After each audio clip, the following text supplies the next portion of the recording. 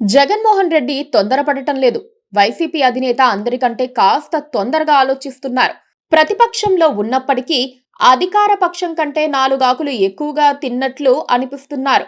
స్థానిక సంస్థల ఎన్నికల్లో టీడీపీని చక్రబంధంలో ఇరికించి వైసీపీని గట్టెక్కించే వ్యూహాలకు ఆయన పదును పెడుతున్నారు. ఈ క్రమంలో జగన్ రెడ్డి తమ పార్టీ కార్యకర్తలకు గట్టి దిశానిర్దేశమే చేస్తున్నారు. ఎక్కడా ఏకగ్రీవం కాకుండా స్థానిక సంస్థల ఎన్నికలు జరగాలని జగన్ ఆకాంక్షిస్తూ అదే అంశాన్ని ఇటీవల జరిగిన పార్టీ మీటింగ్ లో ప్రకటించారు. చంద్రబాబు నేతృత్వ కూటమి ప్రభుత్వంపై వ్యతిరేకత ఉందని, వైసీపీ గట్టిగా ఫైట్ చేస్తే స్థానిక ఎన్నికల్లో గెలుస్తుందని జగన్ అంటున్నారు. ఏకగ్రీవంగా వదిలేస్తే టీడీపీకి అడ్డు అదుపు ఉండదని చెబుతూ ప్రతి వార్డులో వైసీపీ అభ్యర్థులు పోటీ చేయాలన్నారు. ఎక్కడైనా ఏకగ్రీవం జరిగితే ఇన్ఛార్జీలు ఫెయిల్ అయ్యారని భావించాల్సి ఉంటుందని చెప్పడం ద్వారా అందరినీ ఇన్వాల్వ్ చేసే ప్రయత్నంలో ఆయన ఉన్నారు.